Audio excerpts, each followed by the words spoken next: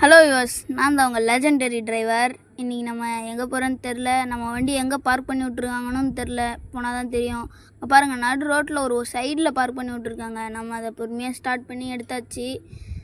அப்புறமா எந்த செக்கும் பண்ணாமல் நம்ம மட்டும் வண்டி இவ்வளோ ஸ்பீடில் ஓட்டு போகிறது, இது ஒரு ஓட்ட வண்டினா பார்த்துக்கோங்க. ரொம்ப பழைய வண்டி. அப்புறமா கொஞ்சம் போயிட்டுருக்கும்போது நடுவில் குறுக்க வராங்கன்ட்டு சைடு போட்டு ஓட்டலான்னு பார்த்தா இந்த பக்கம் தான் ஸ்டாப் வந்துருச்சு. எல்லாம் ஏறுவாங்கன்னு பார்த்தா பொறுமையாக ஆடி அசைஞ்சு ஏறுறாங்க. பின்னாடி ஒரு BMW வேறு நின்று நம்மளை போன்றாங்க. நேராக போகலான்ட்ருக்கோம். வண்டி எடுத்தாச்சு. இப்போ எல்லாம் ஏறிட்டாங்க. பொறுமையாக வண்டி ஸ்டார்ட் பண்ணி போயாச்சு.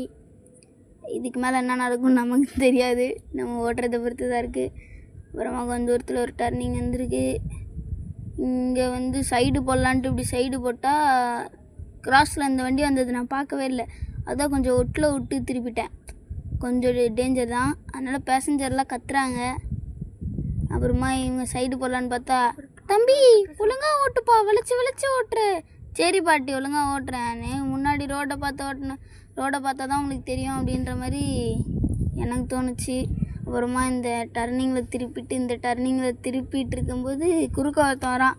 அவனை பார்த்தாலே நமக்கு திக்குன்னு இருக்குது இந்த மலை உச்சியில். அப்புறமா கொஞ்சம் ஸ்பீடாக போனதுக்கப்புறம் பார்த்தா சறுக்கம். இதுக்கு மேலே ஸ்பீடாக போனால் வேலைக்கு ஆகாதுன்ட்டு கொஞ்சம் வண்டியை ஸ்லோ பண்ணிவிட்டு திருப்பினா வண்டி ரொம்ப ஸ்லோ ஆகுது. இந்த ஒரு ஓட்ட வண்டி வச்சுட்டு நாமளும் கஷ்டப்பட்டுட்ருக்கோம்.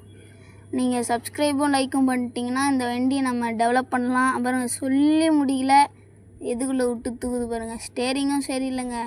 ஆயில் ஊற்றுறதுக்கு பதிலாக தண்ணியை ஊற்றிடுறாங்க. மெக்கானிக் சென்டரும் சரியில்லை. அது தெரிஞ்சு பாருங்கள், அதான் ஸ்டாப்பு. இந்த வீட்டில் கொஞ்சம் விட்டுருந்தா நான் மோதிட்டுருப்பேங்க. கொஞ்சம் பார்த்துருந்தேன். அவன் வந்ததை நான் பார்த்துட்டு நம்ம ஸ்டேரிங்கை மறந்துட்டேன். அப்புறமா இந்த டர்னிங் திரும்பி போனால் இங்கே ஒரு வண்டி. இந்த மாதிரி ஏகப்பட்ட வண்டி தாங்க நம்மளை குழப்பி விட்டுருது. நம்மளால் ஓட்டவே முடியாத அளவுக்கு குழப்பி விட்டுருது. அதுதான் ஸ்டேஷன் வந்துடுச்சு. பாட்டிமா இறங்குங்க. சரிப்பா, நீ பொறுமையாக நிறுத்துப்பா அப்படின்ட்டு இறங்கிட்டாங்க பாட்டிமா. நமக்கு அதுக்காக ரிவார்டு